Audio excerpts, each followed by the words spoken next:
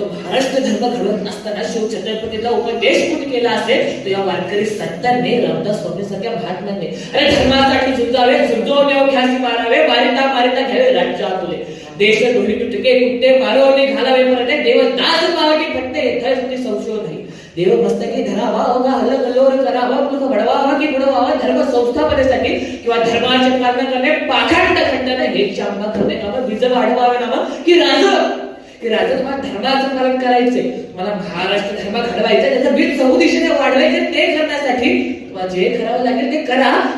मग भले देऊ कास्तेची लंगोटी पण काठायाच्या पाठी हदू काठी, अथवा सोने रुपये आंबा मृतिके समान मानिका पाशाने खडे द्यायचे, असं खडे दोष सुनावून त्यांनी शिवछत्रपतींना उपदेश दिला आणि हा महाराष्ट्र धर्म घडवण्यासाठी भाग पाडलं, ते म्हणजे वारकरी संत. या गोष्टीवर थोडासा खोलवर विचार केला तर आपल्याला असं जाणवेल की हा महाराष्ट्र धर्म शिवछत्रपतींनी घडवला असला तरी त्यांना उपदेश करणारे वारकरी संत होते. प्रत्यक्ष किंवा अप्रत्यक्षरित्या आपल्याला कोणी विचारलं की हा महाराष्ट्र धर्म घडवला कोणी, तर वारकरी संतांनी हे जग मान्य करावं लागेल. आणि यासाठी मी आयुष तुमच्या समोर विषय मांडत आहे, महाराष्ट्र धर्म घडला तुम्हाकरांनी. आता वारकरी संतांमुळे महाराष्ट्र धर्म घडला, पण तो कसा? 12व्या शतकात ज्ञानोबारायांनी ज्ञानेश्वरी लिहिली. आणि ज्ञानेश्वरी लिहित असताना ज्ञानोबारायांनी त्या ज्ञानेश्वरी 56 भाषेचा गौरव केला. 56 भाषेचा केलासी गौरव.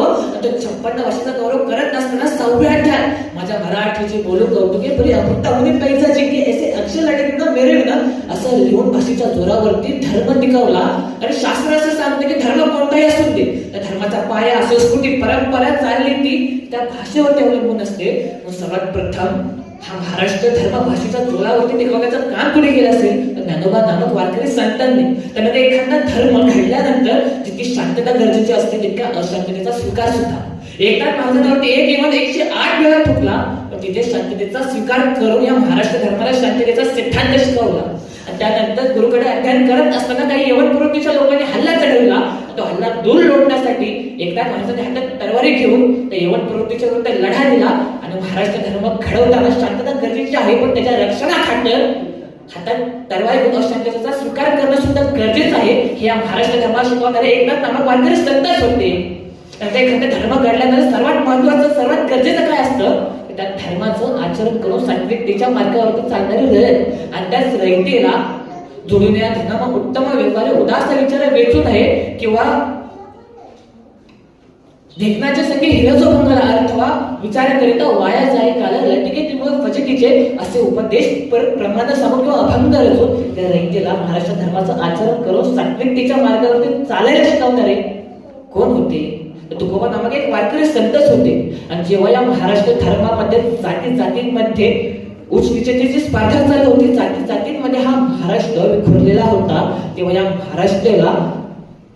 महाराष्ट्रातल्या जाती जातीमध्ये विखुरलेल्या रयतेला माणसाला एकत्र आणून ब्राह्मण क्षत्रिय वैश्य शुद्ध चांदाळा आहे अधिकार नारी बारे नारी नर आदी करून वेश्याही असं सांगून सर्वांना महाराष्ट्र धर्माच्या छायेखाली आणणारे सुद्धा कोण होते? ते आज महाराष्ट्राच्या मातीत जन्म आलेले वारकरी संत.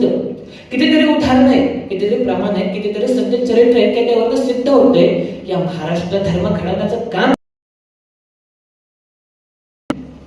परंतु वेळेचं थोडंसं बंधन असल्या कारणाने बोलले एकरी वेरी वाकडून उत्तरे करा क्षमा अपराध महाराज तुम्ही सिद्ध या प्रवृत्तीने मी तुमची आज्ञा घेतो आणि माझे शब्द वारकरी महाराष्ट्र धर्म घडवणाऱ्या वारकरी संतांच्या चरणी अर्पण करतो. धन्यवाद. रामकृष्ण हरी.